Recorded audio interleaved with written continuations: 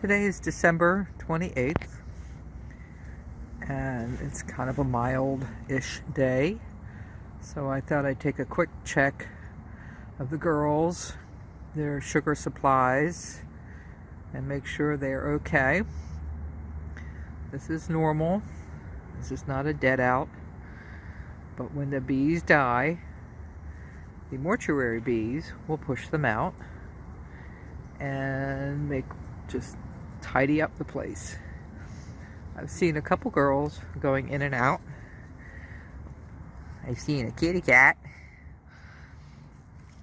So it's warm enough, but not overly warm. But they're just doing some house keeping and doing their cleansing flights, going to the bathroom.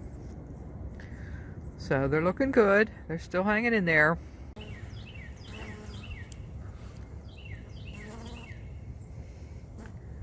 This is what mortuary bees do.